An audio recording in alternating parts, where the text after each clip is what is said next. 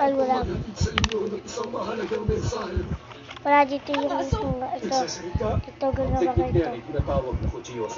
Salong to, sorry kung salang na. Tala yan. Wait lang guys ha. May dala akong mensahe sa inyo mula kay Master Gray. Sabi ko na nga ba, ang kaya ko kayong tapusin na lumang araw, anumang oras. Kaya lang hindi kayo makakapagpasaya sa akin. Baho. Kaya inaaniyahan ko kayo sa aking paligsahan. Ang puro buto sa Suji. Iniyahan ka na ang pagtaraw ko sa ito. Guys. Guys, oh.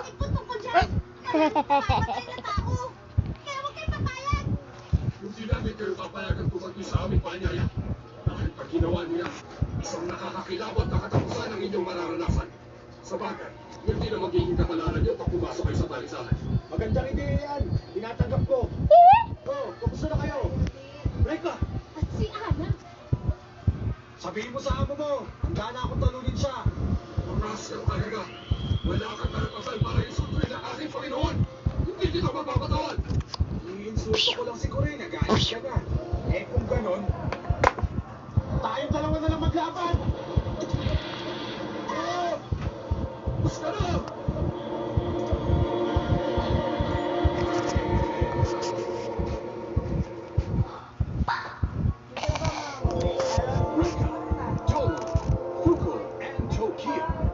Completed 1 month of training in the mountains when a mysterious creature appeared behind Oras na.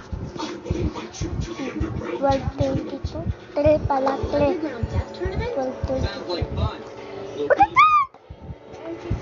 Blackout!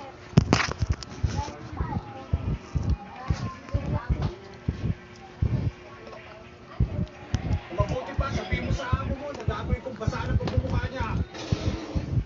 Malas ka na talaga. Wala kang karapatan ng sunduin si Master Corey.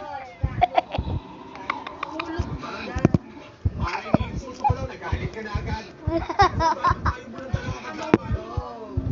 Hindi mo siya magkakawat. Wow, seryoso ka talaga.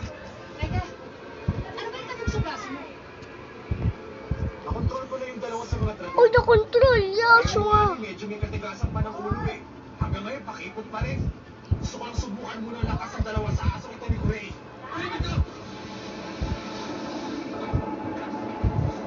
Sorry na. Huwag ka na magalit. Ewe.